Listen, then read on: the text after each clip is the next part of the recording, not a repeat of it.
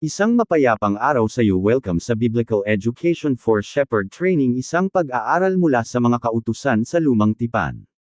Ang Pentateuco. Ang terminong Pentateuco ay tumutukoy sa unang 5 aklat ng Biblia, ang Genesis, Exodo, Levitico, Mga Bilang, at Deuteronomio.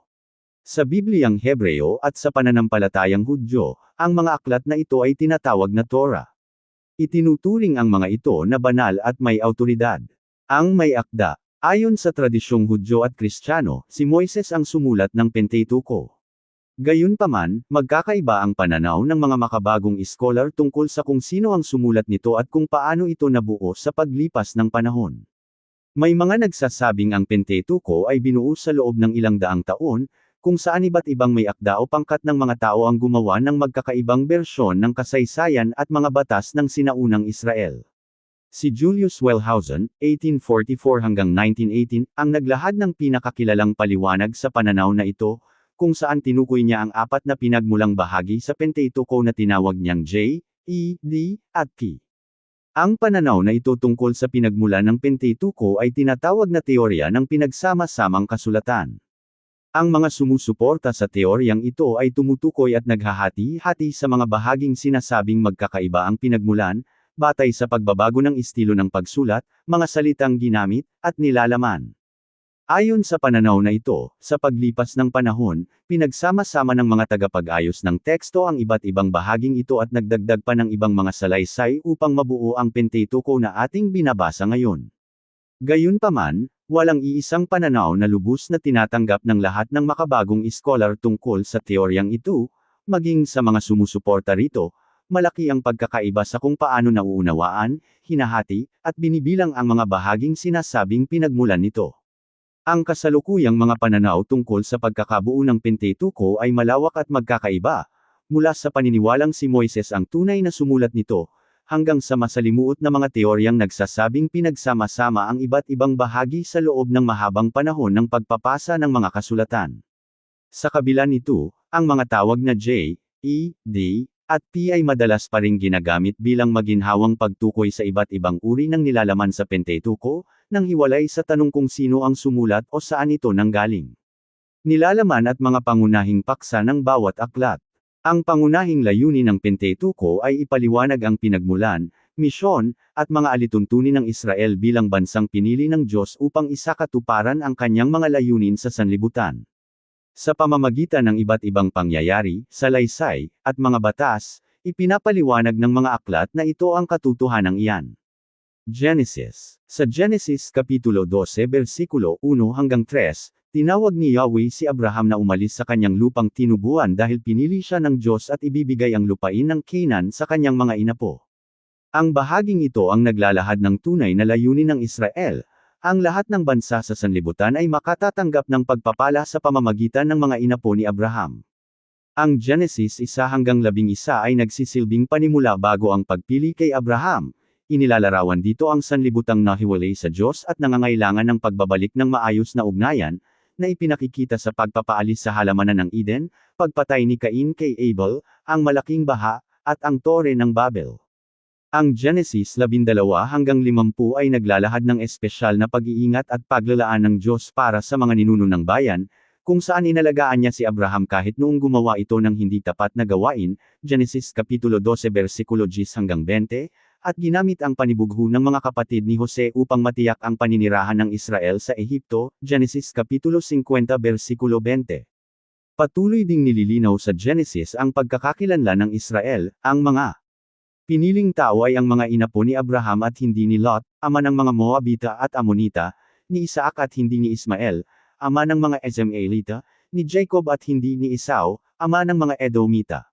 Exodo. Ang kasaysayan ng Israel bilang isang bansa, at hindi lamang bilang isang pamilya, ay nagsisimula sa aklat ng Exodo, at sa maraming paraan, ito rin ang pinagkunan ng mga pangunahing aral ng Lumang Tipan.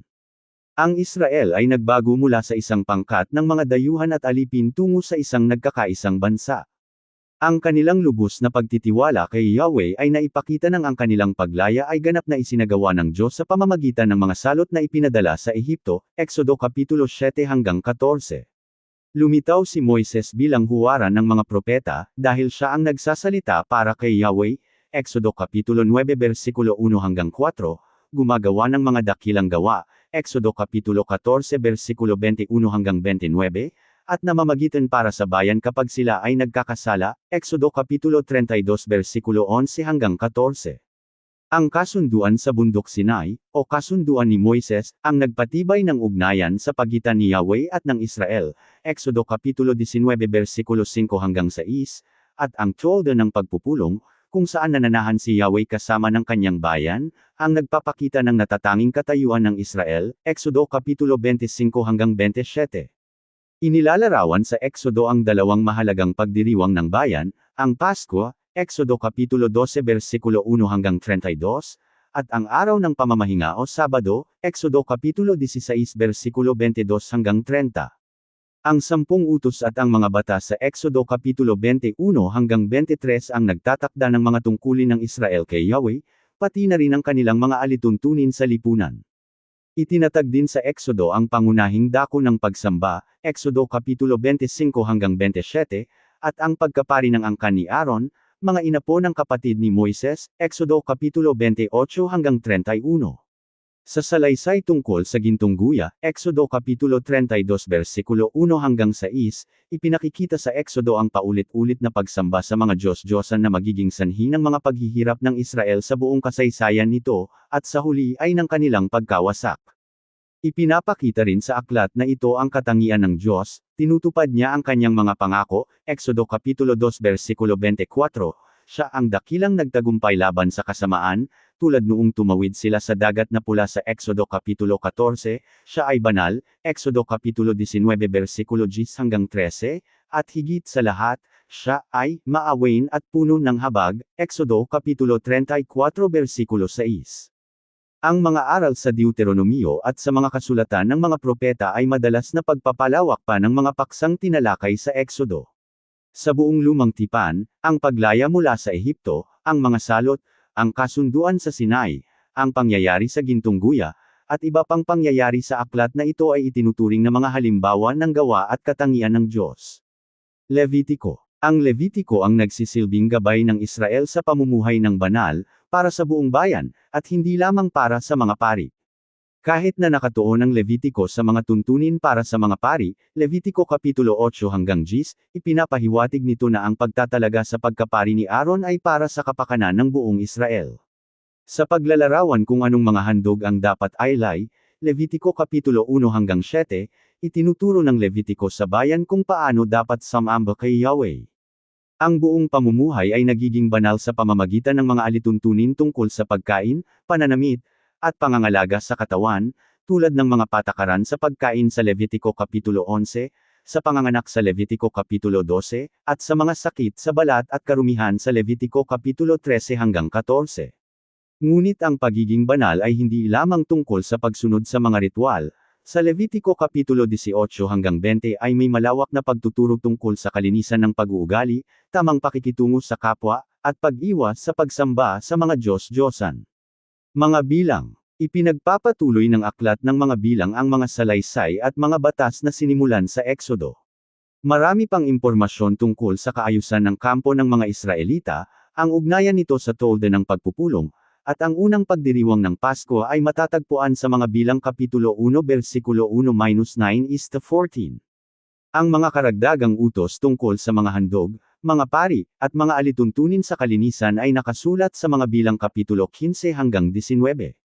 Makikita rin sa aklat na ito ang paulit-ulit na pagsuway ng bayan, may pangyayari muli ng pagrereklamo tungkol sa pagkain at pagdating ng mga pugo sa mga bilang Kapitulo 11 versikulo 1 hanggang 35, ihambing sa Exodo Kapitulo 16 versikulo 13, at ang pangyayari sa Meriba kung saan sila ay nagreklamo dahil sa uhaw sa mga bilang Kapitulo 20 versikulo 1 hanggang 13, ihambing sa Exodo Kapitulo 17 versikulo 1 hanggang 7. Muli ring naghimagsik ang bayan laban sa utos na sakupin ang lupain ng Canaan sa mga bilang Kapitulo 14 versikulo 1 hanggang 45, na nagdulot ng matinding kapahamakan, at tulad noong pangyayari sa gintong guya, muling namagitan si Moises para sa kanila, mga bilang Kapitulo 14 versikulo 13 hanggang 19, tingnan din ang Exodo Kapitulo 32 versikulo 11 hanggang 14, 34:6-7. Sa kabilang dako, ang pangyayari kay Balaam, mga bilang Kapitulo 22 hanggang 24, ay nagpapakita ng katotohanang nakasaad sa Genesis Kapitulo 12 versikulo 3, na ipinagtatanggol ni Yahweh ang kanyang bayan at isinusumpa ang sinumang sumusumpa sa Israel. Deuteronomio. Ang Deuteronomio ay nagsisilbing buod ng Pentateuco at sa katunayan ay maituturing na rin ang unang aklat ng mga propeta. Ito ay binubuo ng mga pangaral at paalala ni Moises na naglalahad ng hinaharap ng Israel, ang kanilang pagsuway, pagkawasak, at sa huli ay ang kanilang pagbabalik at pagpapanumbalik, Deuteronomio Kapitulo 29 versikulo 22-30:5.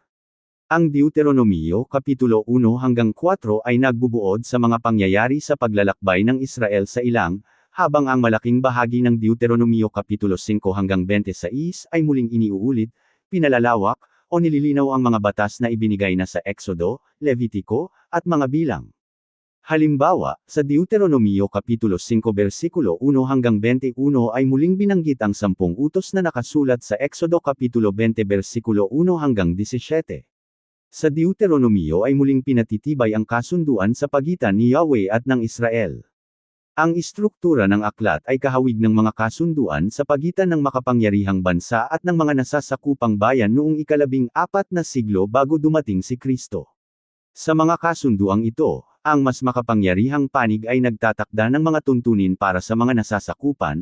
Ang ganitong uri ng ugnayan ay katulad ng kasunduan ni Yahweh sa Israel. Kaya naman, sa ilang aspeto, ang Deuteronomio ay kahawig ng mga sinaunang kasunduang ito. Ang Pentateuco at ang ibang bahagi ng kasulatan.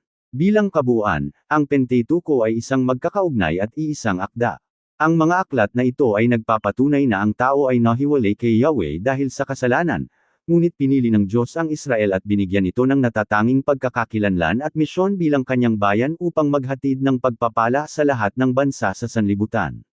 Sa mga kasaysayan at mga salita ng mga propeta sa Lumang Tipan, makikita na ang Israel, tulad ng ibang tao, ay nagpapakita ng kanilang kahinaan at pagkakasala, ngunit nananatiling matibay ang pangako ng kaligtasan habang itinuturo ng mga propeta sa bayan ng Diyos ang dakilang gawang isasagawa pa niya sa hinaharap.